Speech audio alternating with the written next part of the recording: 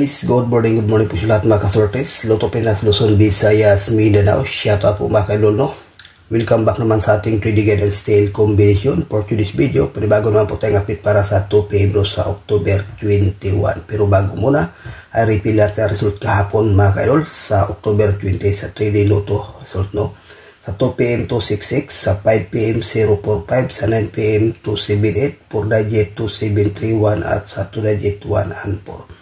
So ayan po guys ang kumpletong resulta. Congratulations lang dyan sa may nanalo, no? Ngayon may ibahagi naman po tayo ngayon para sa 2 PM, no? 3 combination lang po ito mga kaidol, no? Unang guide natin 541, ikadua 612, ikatulo 885. Sa 3 combination may ibahagi tayo itong best na 541. Depensa lang po ang 612 at saka 885. Okay guys, sa winning o sa ganahan, paikopya, may ibahagi po tayong best pairing guide.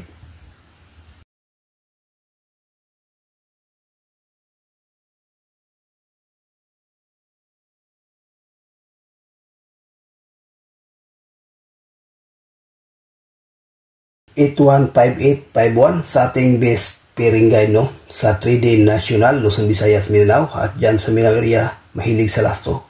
Pwede rin ito mga kaidol, no? May ibahagi po tayo ditong best pair na 8151, no? So ayan po guys ang ating best pair sa pang 2 PM at saka 9 PM bro. Itong 81 at saka 51. Okay, sa willing mga kasortes, no? The best din yan na mga pairing guide. Kaya nang bahala kung ano ang ipares sa 3D. Sa last no, rambo lang 81 at saka 51. Pagkikopya, may ibahagi po tayong lucky pick.